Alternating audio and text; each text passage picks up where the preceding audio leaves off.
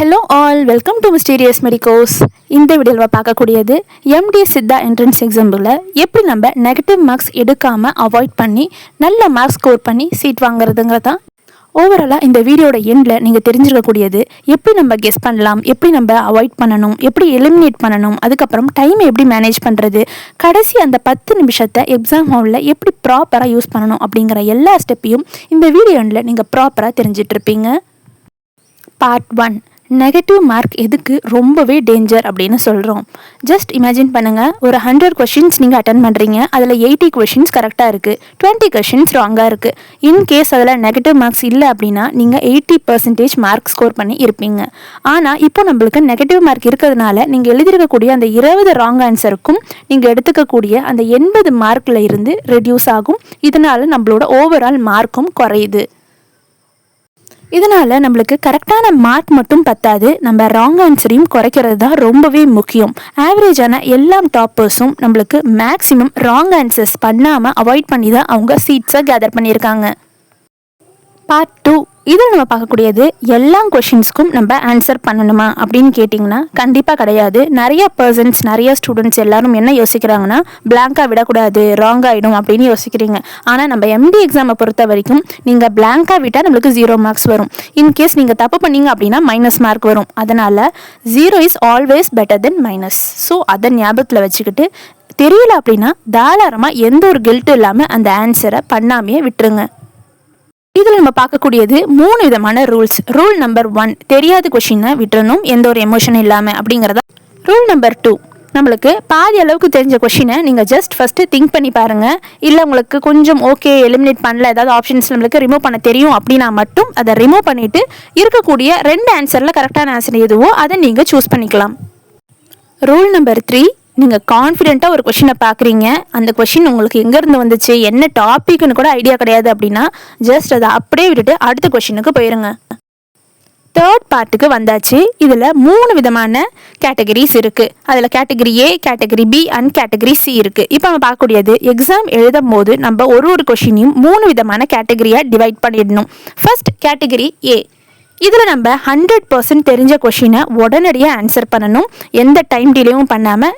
Just 5 to 10 செகண்ட்ஸில் உங்களுக்கு தெரிஞ்ச ஆன்சரை மார்க் பண்ணிவிடுங்க. அடுத்த கேட்டகரி பியில் 70 to 80% உங்களுக்கு தெரிஞ்ச அந்த விஷயத்தை திங்க் பண்ணி பாருங்கள். ஆன்சர் கிடச்சா ஓகே, இல்லாட்டி அதை அப்படியே மார்க் பண்ணி வச்சுட்டு அதுக்கப்புறம் நீங்கள் ஆன்சர் பண்ணிக்கலாம். கடைசியாக நம்ம பார்க்க போகிற கேட்டகரி சியில் நம்மளுக்கு கொஞ்சம் கூட ஐடியா இல்லாத கொஷினை அப்படியே ஸ்கிப் பண்ணிவிட்டு நீங்கள் தெரிஞ்ச கொஷினுக்கு போயிடுங்க. இப்போ பார்க்கக்கூடியது பார்ட் 4. இதில் எலிமினேஷன் டெக்னிக் அப்படின்னு ஒன்று பார்க்க போகிறோம். நம்ம ப்ரீவியஸாகவே நேற்று பார்த்துருப்போம், இன்னும் கொஞ்சம் டீட்டெயில்டாக பார்ப்போம். முதல்ல உங்களுக்கு 4 விதமான ஆப்ஷன்ஸ் இருக்குது. அந்த 4 கொஷின் நீங்கள் ஃபுல்லாக படித்து அதில் A அதுக்கப்புறம் D உங்களுக்கு ராங்னு தெரிஞ்சது அப்படின்னா ஓகே. அதுக்கு அடுத்ததாக உங்களுக்கு இருக்கக்கூடிய B அண்ட் Cயில் ஏதாவது ஒரு ஆப்ஷன் தான் உங்களுக்கு கரெக்டானதாக இருக்கும். இதுக்கான எக்ஸாம்பிள் நம்ம இப்போ பார்த்துடலாம். எலிமினேஷன் டெக்னிக்கான எக்ஸாம்பிள் இப்போ பார்க்கலாம். ஃபார் எக்ஸாம்பிள் ஏதாவது ஒரு டெஃபிஷியன்சி காசஸ் அப்படின்னு கொடுத்துருக்காங்க. இதுக்கான ஆப்ஷன்ஸில் உங்களுக்கு அயன், காப்பர், கால்சியம், பொட்டாசியம் இப்படின்லாம் இருக்குது. ஆனால் உங்களுக்கு அந்த கொஷினே தெரியல. இப்போ நீங்கள் கான்சென்ட்ரேட் பண்ண வேண்டியது கால்சியமும் பாசிபிலிட்டி இல்லை, பொட்டாசியமும் கிடையாது. அப்போது ஒன்று அயனாக இருக்கும், இல்லாட்டி காப்பராக இருக்கும். இதை பேஸ் பண்ணி அந்த 2 கான்செப்டை நீங்கள் படித்ததை ரிமைண்ட் பண்ணி பார்த்தீங்கனாலே மேக்ஸிமம் ஆன்சரை உங்களால் கண்டுபிடிச்சிட முடியும். அடுத்தது பார்க்கக்கூடியது பார்ட் 5. எப்போ நம்ம கெஸ் பண்ணணும், எந்த கொஷினை கெஸ் பண்ணணும் அப்படிங்கிறது தான் உங்களுக்கு இருக்கக்கூடிய பெரிய டவுட்டாக இருக்கும். நிறைய பேரும் கேட்பீங்க. கெஸ் பண்ணலாம் எப்போ உங்களுக்கு அந்த ஆன்சர் மேபி நீங்கள் படிச்சிருக்கலாம் அப்படின்னு தோணுதோ, இல்லாட்டி உங்களுக்கு அந்த கொஷின்லேருந்து 2 ஆப்ஷனை உங்களால் எலிமினேட் பண்ண முடிஞ்சிருக்கணும். ஆர் நீங்கள் ஆல்ரெடி படித்த அந்த கொஷினை நீங்கள் ரிமைண்ட் பண்ணி பார்க்கக்கூடியதாக இருக்கணும். ஃபைனலாக நீங்கள் அந்த கொஷினுக்கான ஸ்ட்ராங்கான இன்ட்யூஷன் உங்களுக்கு இருக்கணும். கண்டிப்பாக அந்த கொஷினை படிச்சிருக்கேன், இந்த கொஷின் எங்களுக்கு தெரியும் அப்படின்னு எனக்கு கான்ஃபிடென்ட்டாக ஞாபகம் இருந்தால் மட்டுமே நீங்கள் அதுக்கான ஆன்சரை கெஸ் பண்ண பாருங்கள். அதனால் நம்மளுக்கு டைம் இருக்குது அப்படின்னு சொல்லிட்டு நீங்கள் அந்த பேஸ் பண்ணி நீங்கள் உட்காந்து கெஸ் பண்ணீங்க அப்படின்னா மேக்ஸிமம் உங்களுக்கு நெகட்டிவ் மார்க்ஸ் வர்றதுக்கு பாசிபிலிட்டிஸ் இருக்குது. அதை நீங்கள் அவாய்ட் பண்ணிக்கோங்க. பார்ட் 6, இதில் நம்ம பேசிக்காக பண்ணக்கூடிய எல்லா மிஸ்டேக்ஸையும் இப்போ பார்க்க போகிறோம். ஜஸ்ட் நம்ம ஒரு கொஷினை படிக்கிறோம், பட் ஆன்சர் நம்மளுக்கு ஞாபகம் இல்லை. உடனே நம்ம என்ன பண்ணுவோம், எந்த ஆன்சர் என்ன ஆன்சர்னு சொல்லிட்டு ரொம்பவே பிரெயினை போட்டு ரொம்ப ஃபோர்ஸ் பண்ணி நம்ம ஆன்சரை வர வைக்க பார்ப்போம். பட் நீங்கள் பண்ண வேண்டிய பெரிய மிஸ்டேக்கே இங்கே தான் இருக்குது. ஜஸ்ட் நீங்கள் திங்க் பண்ணி பாருங்கள், உங்களுக்கு ஆன்சர் வந்துருச்சா, ஓகே.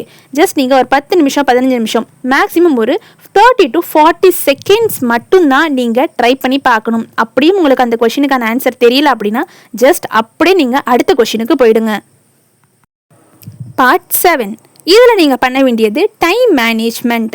எப்படி கொஷினுக்கு நீங்கள் டைமை வந்து ஸ்ப்ளிட் பண்ணணும் அப்படின்னு கேட்டிங்கன்னா, உங்களுக்கு ஈஸியாக பார்த்தோன்னே இதான்ப்பா எனக்கு ஆன்சரு, ஆப்ஷன்லாம் பார்க்கவே தேவையில்லை அப்படிங்கிற மாதிரி இருந்துச்சு அப்படின்னா ஒரு 10லேருந்து 15 நிமிஷத்தில் நீங்கள் ஆன்சர் பண்ணி முடிக்கணும்.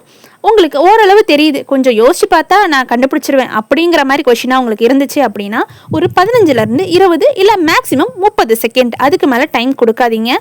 லாஸ்ட்டாக ஒரு கொஷினை பார்க்குறீங்க, அது சுத்தமாகவே உங்களுக்கு ஐடியா கிடையாது அப்படின்னா தயவு செஞ்சு அதை ஸ்கிப் பண்ணிவிட்டு அடுத்த ரவுண்டுக்கு நீங்கள் வந்துடுங்க. அடுத்தது நம்ம பார்க்கக்கூடியது பார்ட் 9. இதில் நம்மளுக்கு சைக்காலஜிக்கலாக என்ன மாதிரி ட்ராப்ஸ் நம்ம மாட்டுறோம் அப்படிங்கிறத நீங்கள் கண்டிப்பாக தெரிஞ்சுக்கணும். ட்ராப் நம்பர் 1, எல்லாரும் மார்க் பண்ணி முடிச்சுட்டாங்க, நம்ம மட்டும் தான் மார்க் பண்ணலையோ அப்படின்னு நினச்சிட்டு நீங்கள் உடனே எல்லா ஆன்சர்ஸ்க்கும் நீங்கள் மார்க் பண்ணி வைக்காதீங்க. ட்ராப் நம்பர் 2, எல்லாருமே ஃபாஸ்ட்டாக எழுதிட்டு இருக்காங்க, நான் மட்டும்தான் ஆன்சர் பண்ணாமல் திங்க் பண்ணிட்டு இருக்கேன் அப்படின்னு உங்களுக்கு தோணுச்சுன்னா அந்த ட்ராப்லேயும் மாட்டாதீங்க. ட்ராப் நம்பர் 3, எல்லா ஆன்சரும் நம்ம கண்டிப்பாக பண்ணி முடிச்சிருக்கணும், கரெக்டோ தப்போ எல்லாத்தையுமே மார்க் பண்ணி வச்சிடணும் அப்படின்னு நினைக்கிறீங்களா, அதுதான் ட்ராப் நம்பர் 3. இதுலேயும் நீங்கள் மாட்டாதீங்க. ஃபைனலாக இருக்கக்கூடியது ட்ராப் நம்பர் 4. ஸோ நீங்கள் பண்ண வேண்டிய ரொம்ப முக்கியமான விஷயம், உங்கள் ஆன்சர்ஸை நீங்கள் ட்ரை பண்ணி சேஞ்ச் பண்ணலாம். ஓகேங்களா? ஃபர்ஸ்ட் ஆனால் ஒரே விஷயம், நீங்கள் ஒரு விஷயத்தை யோசிக்கிறீங்க, இந்த ஆன்சர் கரெக்டாக இருக்குமோ, ஏ கரெக்டாக இருக்குமோ அப்படின்னு உங்களுக்கு தோணுது. உடனே ஏவுக்கு வந்து நீங்கள் மார்க் பண்ணி வச்சிடுறீங்க. அதுக்கப்புறம் கொஞ்சம் நேரம் கழிச்சு உங்களுக்கு இல்லை அந்த கொஷினுக்கு டி தான் கரெக்டான ஆன்சர் அப்படின்னு தோணுச்சிங்கன்னா அதை வந்து தயவு செஞ்சு மாற்றாதீங்க. ஏன்னா மேக்ஸிமம் உங்களோட ஃபர்ஸ்ட் இன்டென்ஷனில் இருக்கக்கூடிய answer most of the answer உங்களுக்கு கரெக்டாக இருக்கிறதுக்கான பாசிபிலிட்டிஸ் இருக்குது. ஆனால் நான் சேஞ்ச் பண்ணி உங்களை மார்க் வராமல் போயிடுச்சுன்னா அப்படின்னு நீங்கள் யோசிச்சிங்கன்னா நீங்கள் இன்கேஸ் நீங்கள் ஃபஸ்ட்டு பண்ண அந்த ஆப்ஷன் தப்புன்னு சொல்லிட்டு உங்களுக்கு 90 to 95% தோணுச்சுன்னா மட்டுமே ஆப்ஷனை சேஞ்ச் பண்ணுங்களே தவிர, இல்லாட்டி தயவு செஞ்சு உங்களோட இன்ட்யூஷனில் வந்த ஃபர்ஸ்ட் ஆப்ஷனை அப்படியே விட்டுருங்க. இப்போ பார்க்கக்கூடியது பார்ட் 10. ஸ்மார்ட்டாக எப்படி கெஸ் பண்ணக்கூடிய ஃபார்முலாவை தான் பார்க்க போகிறோம். இதுக்கு பேர் smart guess formula. Question number 1, இப்போ ஒரு கொஷின் நீங்கள் பார்க்குறீங்க, அதில் ஒரே ஒரு ஆப்ஷனை மட்டும்தான்ப்பா என்னால் எலிமினேட் பண்ண முடியுது அப்படின்னு நீங்கள் சொன்னீங்கன்னா தயவு செஞ்சு அந்த கொஷினை தொடாதீங்க, விட்டுருங்க. கொஷின் நம்பர் 2, இப்போ இந்த கொஷினில் என்னால் 2 ஆப்ஷனை எலிமினேட் பண்ண முடியும், சாலிடாக எனக்கு இந்த 4 ஆப்ஷன்ஸ் இருக்குது, அதில் 2 ஆப்ஷன் கண்டிப்பாக வராது அப்படின்னு என்னால் சொல்ல முடியும் அப்படின்னு நீங்கள் நினச்சிங்கன்னா அந்த கொஷினுக்கு நீங்கள் ட்ரை பண்ணி ஆன்சர் பண்ணலாம். கொஷின் நம்பர் 3, இந்த கொஷினை நான் ஆல்ரெடி படிச்சிருக்கேன், இதுக்கான ஆன்சர் அப்படிங்கிற மாதிரி நீங்கள் யோசிச்சிங்கன்னா தாராளமாக இதுக்கான ஆன்சரையும் நீங்கள் கொஞ்சம் நேரம் டைம் எடுத்து திங்க் பண்ணி கூட நீங்கள் ஆன்சர் பண்ணலாம். ஆனால் 30 செகண்ட்ஸ்க்கு மேலே எந்த ஒரு கொஷின்லையும் உட்காந்து வெயிட் பண்ணி ஆன்சர் பண்ண ட்ரை பண்ணாதீங்க. 30 செகண்ட்ஸ்க்கு உள்ளே உங்களுக்கு ஆன்சர் ஃபைண்ட் அவுட் பண்ணிட்டீங்க அப்படின்னா ட்ரை பண்ணி ஈஸியாக வந்து டிக் பண்ணி முடிச்சிருங்க. இன்கேஸ் உங்களுக்கு 30 செகண்ட்ஸ்க்கு மேலே 40 செகண்ட்ஸ்க்கு மேலே ஆகுது அப்படின்னா அந்த கொஷினும் நீங்கள் ஸ்கிப் பண்ணிடலாம். கொஷின் நம்பர் 4, அந்த கொஷினில் எனக்கு ஐடியாவே கிடையாதுப்பா, அந்த கொஷின் என்ன சப்ஜெக்ட்னு கூட தெரியாது அப்படிங்கிற மாதிரி ரொம்பவே அப்படியே பிளாங்காக இருந்துச்சு அப்படின்னா அந்த கொஷினை அப்படியே விட்டுருங்க. 11th பார்ட்டுக்கு வந்தாச்சு. இதில் முக்கியமாக பேசிக்காக நீங்கள் தெரிஞ்சுக்கக்கூடிய எக்ஸாம் ரூல்ஸ். ஈஸியாக இருக்கக்கூடிய கொஷின்ஸை உடனே ஆன்சர் பண்ணிடுங்க, கொஞ்சம் மாடரேட்டாக இருக்கக்கூடியதை யோசிச்சு ஆன்சர் பண்ணுங்கள். ரொம்பவே டிஃபிகல்ட்டாக இருக்குது, ஐடியாவே இல்லை அப்படின்னா ஜஸ்ட் ஸ்கிப் பண்ணிடுங்க. 4வது விஷயம், நீங்கள் 30 to 40 செகண்ட்ஸ்க்கு மேலே ஒரே கொஷினில் டம்ப் பண்ணி இருக்காதீங்க. 5th ஒன், நீங்கள் மற்றவங்க எழுதுகிறாங்க அப்படின்னு சொல்லிட்டு நீங்கள் ஆன்சரை எழுத ட்ரை பண்ணாதீங்க. 6th, நீங்கள் எதுக்காகவும் பேனிக் ஆகாதீங்க. 7th ஒன், நீங்கள் கொஷினை பார்த்த உடனே எந்தெந்த ஆப்ஷன்ஸை எலிமினேட் பண்ணலாங்கிறத மட்டும் பாருங்கள், இன்கேஸ் உங்களுக்கு அந்த கொஷினில் கெஸ் பண்ணணும் அப்படின்னு இருந்தால் மட்டும். அடுத்தது, ஒரு ஈஸியான கொஷினுக்கு மேபி இது தப்பாயிருமோ அது தப்பாயிருமோன்னு மட்டும் டிக் பண்ணாதீங்க. உங்களுக்கு அந்த கொஷின் ஈஸின்னு தெரியும் இல்லையா, அதுக்கான ஆன்சர் என்னன்னு உங்களுக்கு தெரியும். அப்போ ஜஸ்ட் ஒரு கொஷினை பார்க்குறீங்க, அதுக்கான ஆன்சர் என்னவோ அதை நீங்கள் டிக் பண்ணுங்கள். அடுத்ததாக, நீங்கள் முடிஞ்ச அளவுக்கு நிறையா கொஷின்ஸ் அட்டென்ட் பண்ணியிருக்கணும் அப்படிங்கிறது கிடையாது, வேலிடான அட்டெம்ப்ட்ஸை நீங்கள் பண்ணியிருக்கணும். இப்போ ஒரு 10 கொஷின் இருக்குது, அதில் எனக்கு ஒரு 3 ஆன்சர் கரெக்டாக தெரியும்ப்பா அப்படின்னா தயவு செஞ்சு அந்த 3 கொஷினுக்கு மட்டும் நீங்கள் ஆன்சர் பண்ணுங்கள். மீதி இருக்கக்கூடிய 7 கொஷின் நீங்கள் விட்டுட்டு 0 மார்க் எடுத்தாலும் பரவாயில்ல, ஏன்னா நீங்கள் அதில் ஆன்சர் பண்ணி நம்ம வாங்க வேண்டிய அந்த 3 மார்க்கும் நம்மளுக்கு மைனஸ் ஆகிடக்கூடாது. அதுதான் நம்ம இங்கே பண்ண வேண்டிய முக்கியமான விஷயம். ஃபைனல் நம்ம தெரிஞ்சுக்கக்கூடிய ரொம்ப ரொம்ப முக்கியமான விஷயம் என்ன அப்படின்னா, எம்ஆர்பி படிக்கக்கூடிய இல்லை எம்டி படிக்கக்கூடிய யாராக இருந்தாலும் நீங்கள் ஒரு கொஷினை படிக்கிறீங்க, அதுக்கப்புறம் அதோட ஆப்ஷன்ஸாக பார்க்குறீங்க, அதுக்கப்புறம் அந்த கரெக்டான ஆன்சரை டிக் பண்ணுறீங்க. இந்த மெத்தடை நீங்கள் ஃபாலோ பண்ணாத நீங்கள் படிக்கக்கூடிய கொஷின்ஸ்க்கு ஆன்சரை நீங்கள் ஜஸ்ட்டு ஆப்ஷனை வச்சு கண்டுபிடிக்கிற மாதிரி படிக்காதீங்க. ஃபில்லிங் த பிளாங்க்ஸ் மாதிரி படிங்க. உங்களுக்கு புரியும்னு நினைக்கிறேன்.